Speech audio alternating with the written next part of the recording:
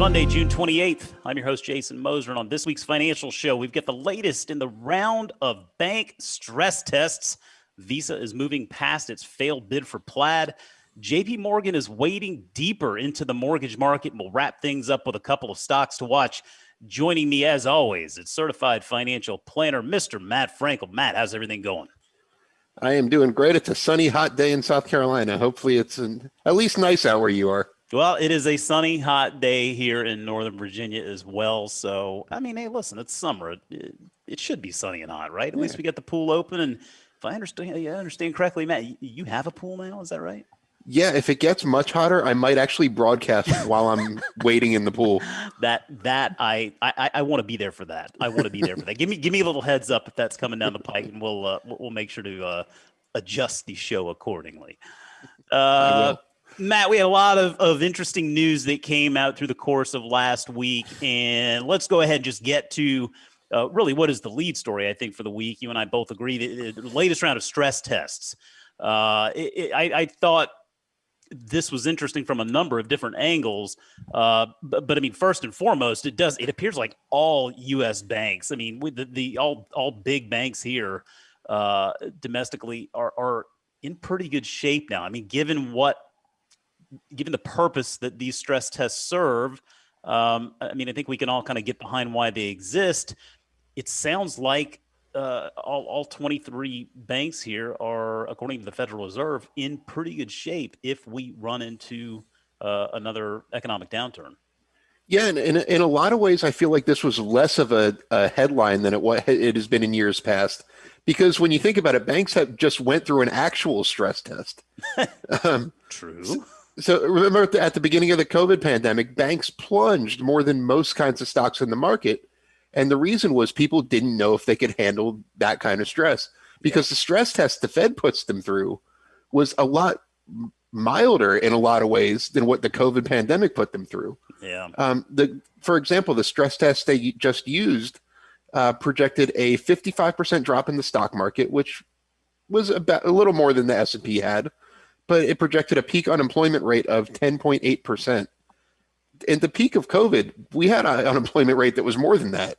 Yeah. So banks were just through a stress test. So it wasn't too surprising, but this was definitely good news that all 23 institutions that were subject to the stress test, remember, it's only the biggest ones that have to do it, passed with flying colors. So, I mean, minimum capital levels would have stayed more than double the regulatory minimums, even in that severe downturn. So that's pretty impressive. They would collectively lose almost $500 billion. So it wouldn't be any, the stock prices would probably go down if that were to happen. But the banks would survive. And that's really the important part. I mean, the reason for these regulations isn't to protect the stockholders. Yeah. It's to protect the American public from bank failures. Yeah, I mean, I'm glad you made that point because, I mean, I'm sure there are varying opinions on this. I mean, too much regulation versus not enough regulation. But it really does seem like this comes from the right place. I mean, it does come from a place where it's trying to make sure essentially our entire system doesn't just collapse. I mean, given how crucial a role all of these lenders play in our entire economy. I mean, it was very easy, I think, for consumers just to think, oh, well, that's the bank that charged me those overdraft fees and they're trying to rip me off and they charge me for my account monthly or whatever. Maybe there's a little bit of a different perception there versus, I mean, you and I know, I mean, many of us know how these banks make their money in lending. And, the more money they lend out, the more exposure that is. And you run into an economic downturn. I mean, all of a sudden the dots become a little bit more connected. It becomes a little bit more apparent, and it certainly seems to me like these stress tests. This comes from a good place. A lot of like 20-somethings and early 30s investors might not remember before these stress tests existed in like 2008, 2009. There was a legitimate chance that the financial system would have collapsed. I felt that way to a lot of us, I think, without the big banking bailout, and they don't want the need for future bailouts of these banks either.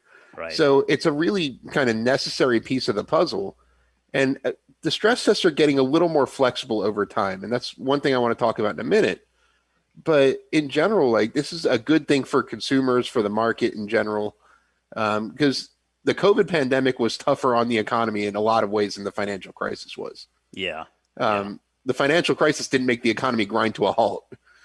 I mean, at the time, I was still a grad student. I was working at a restaurant. The restaurant stayed open. The college was still open. Yeah. People were still going out to eat. Like, it wasn't as devastating of an economic event as the COVID pandemic was. Yeah. And a lot of it was due to the stimulus, is why the banks handled it so well. But a lot of it has to be attributed to these stress tests and just kind of the increased regulation and increased oversight when it comes to how much capital these banks have to keep, because before it really wasn't there.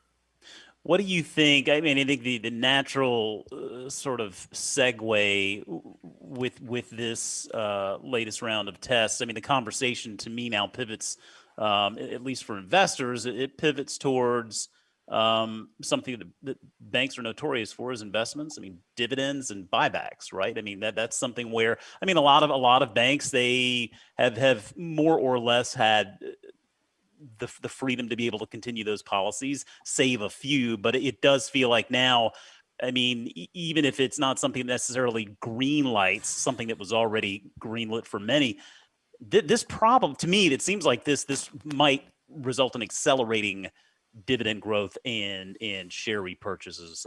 What's your take there? Yeah, I think that's kind of an understatement, and I'll tell you why. No, the stress test methodology in normal years was that the banks passed the stress test, then they had to submit their capital plan to the Federal Reserve. We want to buy back $10 billion worth of stock. We want to pay X amount of dividends. And then they had to get the regulator's stamp of approval on that. Yeah. That's no longer going to be the case starting this year. This was supposed to change last year, but was put on hold because of the pandemic. Now they have what's called the stress capital buffer framework. This essentially says that as long as a bank keeps a minimum amount of capital prescribed by the Federal Reserve based on its riskiness, it can pay whatever dividends and buy back as many shares as it comfortably wants to. That makes sense. This can be a big deal for banks, especially the ones that have really been limited by this, like Wells Fargo, for example. But now banks they can do whatever they want. They don't have to get regulatory approval beyond meeting a certain capital buffer for how much they want to buy back. And by the way, the reason you haven't seen a whole bunch of announcements about this yet from the individual banks is the Fed asked them to hold off till Monday afternoon, which is today. So by the time you're hearing this, if you're listening to this on iTunes or whatever, by the time you're hearing this, you might have noticed a bunch of press releases trickling out. Yeah. And you might have been surprised at the size of them. And that's why, because this year banks can really go for it when it comes to returning capital to shareholders. I feel like next week we may have a great opportunity. We should keep an eye on this over the course of the next 24 hours to see how many of these announcements do come out and the reactions from the market on their respective stocks. For sure. 23 banks. I might need you for the whole hour next week, I gotta say. Hopefully I'll be able to give you a little bit more of my time. I think it'd be a fun conversation. Definitely something I'm going to be keeping an eye on. Real quick, before we move on to the next story, this is something that I always, banks are so, to me, an interesting investment idea from a number of different angles, given the role that they play in the economy. I mean, I do like as I get older. I mean, to me, they seem like they would be a nice way to get a little bit of that income diversification in one's portfolio. Feels like they are on better footing now. Hopefully, we don't see the magnitude of the same type of reactions if something bad happens, like we saw back in 2008, 9, 10. By the same token, I also love those small banks. We talk a lot about, Ameris Bancorp, for example, on this show here, in a number of others. Where do small banks fit into this discussion here? Because it seems like, I mean, of course, they're smaller. They have fewer resources. They're going to be more at risk for something like an economic downturn. But the flip side of that coin is, because they're smaller, because they have fewer resources, perhaps the management teams manage those banks a little bit differently, and they don't have that same level of exposure. I mean, is there a trade-off that investors need to be aware of? Is it one versus the other, or is it just, hey, have some big banks, have some small banks, and that makes for a good combo? Well, with small banks, just like any smaller stocks in an industry, you can expect a little more volatility. But it's important to really point out that, you know, just because these banks, the smaller banks, don't have to submit to the stress tests, doesn't mean they can just do whatever they want. It's not like heavily regulated risk versus no regulations in the Wild West over there in the small bank land. You know, these banks still keep pretty high levels of capital, much more than before the financial crisis.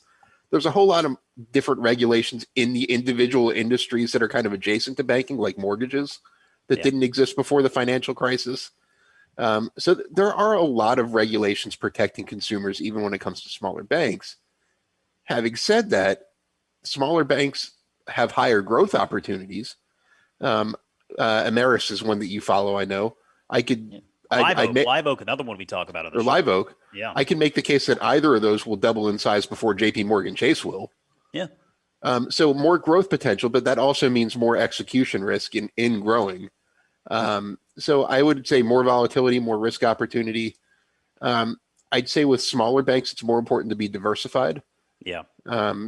Like every time I mention a smaller bank, you name a couple extras, and that's a good thing because you kind of think of it like from the basket approach. Sure.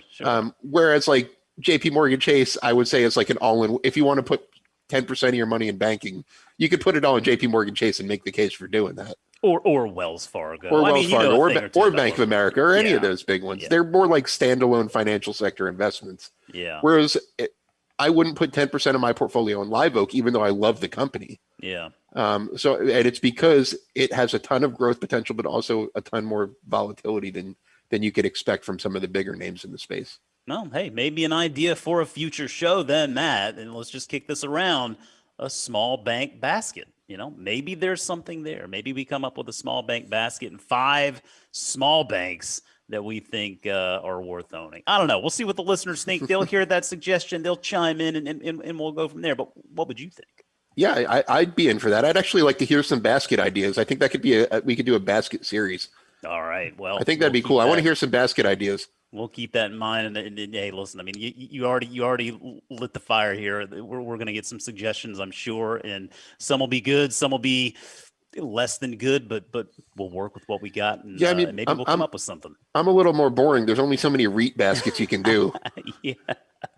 Well, we'll see where this conversation takes us as the weeks go on. Matt, in January, it was announced that Visa was not going to be going through with its plan to acquire financial services company Plaid. And that was primarily due to antitrust concerns. Not a shock. I mean, certainly it was a risk that we all acknowledged existed. It became a reality, but that didn't stop Visa's management's wheels from turning. Visa just announced they are going to now acquire a Swedish fintech startup company called Tink for $2.1 billion. I wonder, how do you feel about this deal? I mean, it doesn't seem like, given the size of the business, it doesn't seem like there would be necessarily the same antitrust concerns, particularly because I think that the debit connection that existed with Plaid, I don't think that same connection exists with Tink. But nevertheless, I mean, $2.1 billion, that's a lot of money. Does this deal make sense? Yeah, and Tink is entirely focused on the European market, which I think will help with regulatory issues as well. Aha. It's definitely a replacement for Plaid in Visa's kind of strategy. Yeah. It's pretty obvious that you know, it's a clear replacement. But having said that, it's a somewhat smaller company. They're paying $2.1 billion, which, I mean, Plaid's valued at something like $13 billion on the private market. Yeah. But I think Visa was going to acquire it for $4 or $5 billion. That deal was something like $5.5 billion. Yeah, so it's I'd say this is about half the size of the Plaid deal. When you look at the price Visa's paying. Yeah. It's an all cash transaction. Tink is a player in open banking, just like Plaid was, or is, I should say. Sure. They essentially kind of open up consumers' banking information with their permission. Yeah. Usually have to check a box or something for your information to actually be out there securely. But it shares your information with all these lenders, fintechs, things like that. to kind of optimize the consumer banking experience is the goal.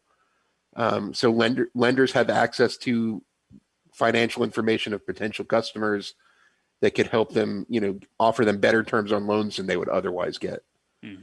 We've talked about similar things in the U.S. market, where with Upstart is one that we've talked about a lot recently. Yeah, where they look at kind of a bigger picture of a customer's financial data before making a lending decision. They don't just pull the FICO score and be done with it.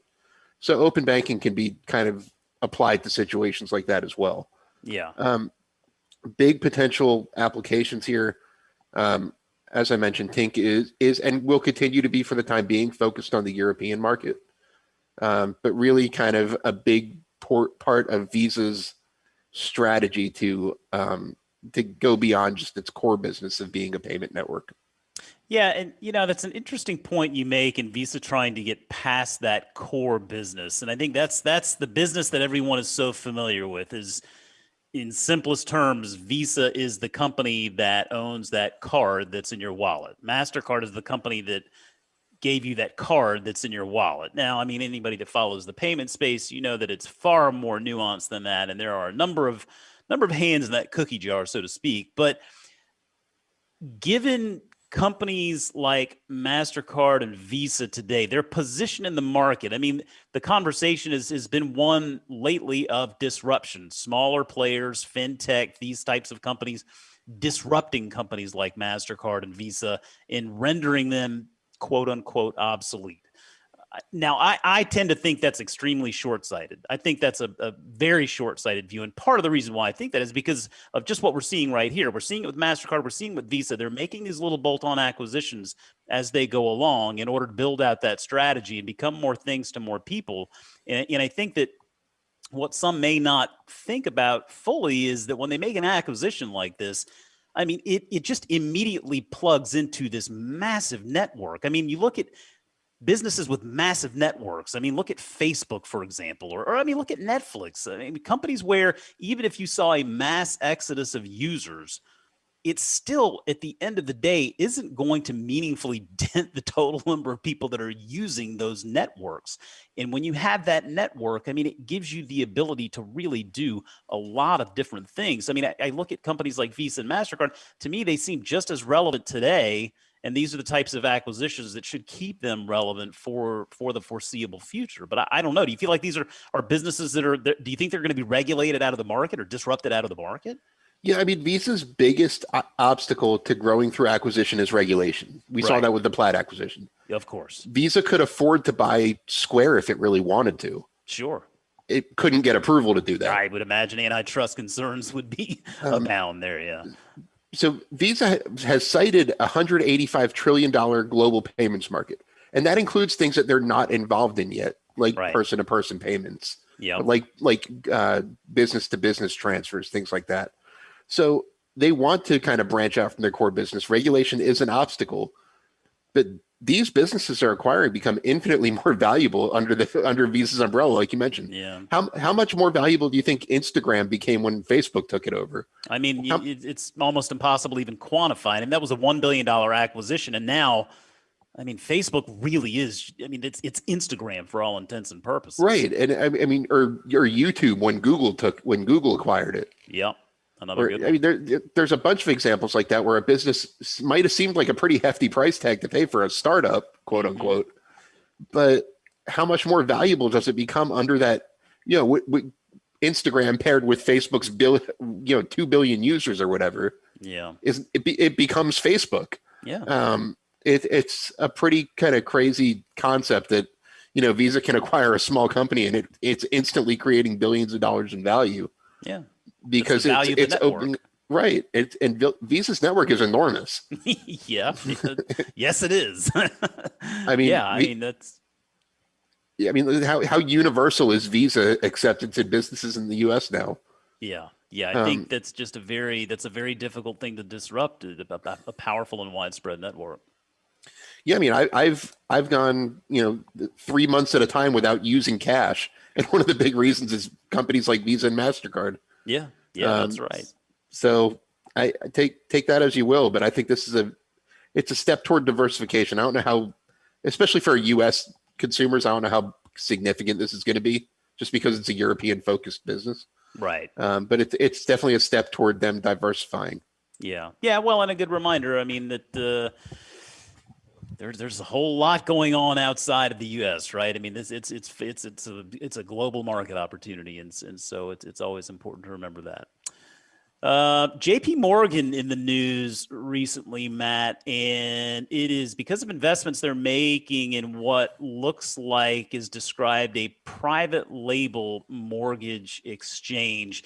This is something where we saw these types of mortgages, ultimately mortgages that are not being backed by Fannie and Freddie. This is something we saw, I think, a little bit more in the 2008-9 10 range, and of course the financial crisis that occurred then, which was very tied, of course, to mortgages, really impacted this market. But it seems like it's making a little bit of a comeback. And I was reading through this story, and I thought it was interesting because it seems like one of the reasons why this deal matters, and one of the reasons why it could end up, at least to me, working out okay for JP Morgan, is that things have changed a little bit in the way people own property, what they do with that property, right? This sharing economy, this Airbnb economy has given folks a new way to utilize real estate, whether it's investment property, vacation homes, or whatnot. There are restrictions that essentially allow these mortgages that don't allow these mortgages to be sold to entities like Fannie and Freddie. And so perhaps there is some opportunity here. What do you think about this? What do you think about this move by JP Morgan? Does it make sense, or is this an unnecessary risk? Yeah, I like this move, and it's really important to point out to investors, because when you hear alternative mortgages, especially if you were around before the financial crisis, you think of things like those interest-only loans they used to sell, the reverse amortization loans, the zero down loans they were giving to people with 500 credit scores to buy 4 and 5 investment properties. I remember when I was in college, I got pre-approved for like a $400,000 mortgage when I was waiting tables like that in like 2006, 2007. It was absolutely bananas who they were giving credit to and how much money they were willing to lend at that point. This is not that. Alternative loans are making a comeback, but for 2 big reasons. I like that Jason just mentioned vacation and investment properties, because there are new rules that govern how many, or specifically the percentage of Fannie and Freddie's loans that can be of those 2 varieties. This was an obstacle when we just bought a second home not too long ago, and that was a big obstacle to getting a mortgage for it. Yeah. That Fannie and Freddie can't buy too many of them anymore. So you're seeing a lot of these kind of alternative lenders step in and kind of facilitate those. Number 2, it's because of all these jumbo loans, that, as they're called, that you're seeing in the market. Home values are up by like 20% or more in a lot of housing markets. Yeah. The loan amounts are increasingly too big to be bought by Fannie and Freddie. Yep. So we're seeing a lot of these jumbo loans that would be part of this exchange that JP Morgan's investing in. So there is going to be a growing need for this, especially if housing prices still go through the roof for a little while longer. But also because of these investment and vacation homes, because Fannie and Freddie just can't buy them as much anymore. So it's definitely a need, and there needs to be a marketplace for lenders to buy and sell these, because I'm sure after you refinanced, you got a letter saying your loan had been sold, and here's who you send your payment to now. Oh yeah. I mean, I send my mortgage payment to Wells Fargo. That's not who I got the mortgage through. No, we send ours now to Truist. I still can't get used to saying that. And you know what's driving me nuts with this, Matt? So it goes to Truist, but we're still having to log into like SunTrust, and so it's totally confusing. I mean, thankfully I got everything set up; it's just automatically paid. But we're still dealing with like 2 brands here in BB&T and SunTrust. They haven't fully brought those together. I mean, I know that is a challenging deal, right? I mean, I remember working with Bank of America. Anytime there was a new bank brought into the system there, it wasn't like you just click a button and overnight everything was integrated. I mean, the integration takes forever. I wonder, I mean, to your point, I mean, it does feel like they're filling a need. At the end of the day, economics rule, and where there is demand for something, I mean, someone's got to come in there with the supply. And so I certainly understand JP Morgan's angle from that perspective, to me, given what we know about this business, given what we know about who manages it and Jamie Dimon, the CEO of the business, I don't look at this as a terribly risky endeavor. I mean, now I could see managers that perhaps are a little bit more short-term focused.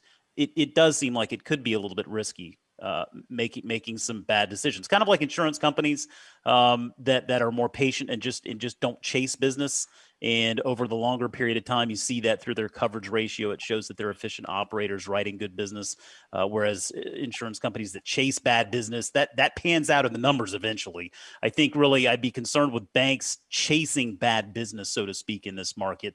And so that would probably be something to keep an eye on. I mean, I don't know that really worrying about that from JP Morgan's perspective is something that should be top of mind right now, though. Yeah, I mean, my guess is they noticed this part of the mortgage business becoming more and more of their business.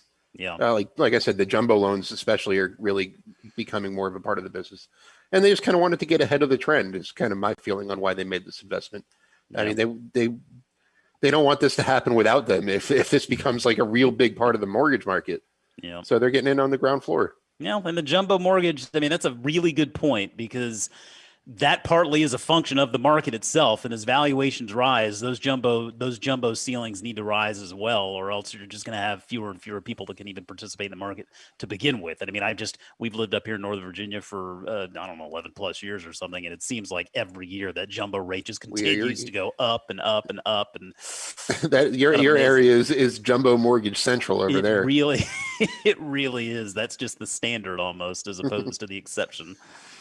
Well, Matt, before we take off, we've got two to watch for our listeners this week, a couple of stocks to get on their radar for one reason or another. What is the stock that you'll be watching this week, Matt? I am watching a company called Seritage Growth Properties that we mentioned on the show several times before. Oh, yeah. They recently got a new CEO, who I'm a big fan of. And she recently announced that they are going to sell 40 to 50 of their roughly 150 properties. So up to about a third of their portfolio is going to be put up for sale. Ooh. Seritage's business model has always been to kind of gradually sell off non-core properties in order to reinvest the proceeds in redevelopment. And now it just sounds like they're just trying to get a big stockpile of cash all at once to really supercharge their plans. And I'm a big fan of this move. I think it sounds scary for a REIT to be selling a third of its properties on the open market. But one, given today's real estate market, this is the time to do it. Yeah. If you have property to unload, this is the time. Yeah. But I think they're going to get some good valuations for them. I think they'll have a lot of cash, and I'm interested to see them finally really accelerate their development because they're realizing the slow and steady model that the company was founded on isn't really going to work. Yeah. Yeah. So not necessarily technically financials related, but it's tied to real estate in a way, Matt. And I'm keeping an eye on Wayfair. This is a company I own shares in this. I've recommended it in one of the services that I lead here at the Fool. And just interesting conference they participated in last week, the Jefferies Digital Consumer Conference. There were just some numbers that stood out to me that reinforced why I don't want to sell my shares anytime soon.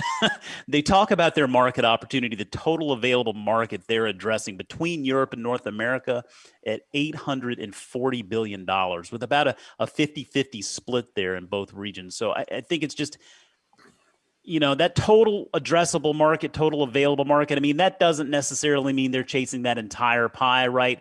You want to focus maybe a little bit more on the serviceable addressable market. Regardless, 840 billion, even if you cut that in half, I mean, that's a lot of money. And so a large market opportunity worth paying attention to. And then they had another data point here I thought was pretty fascinating.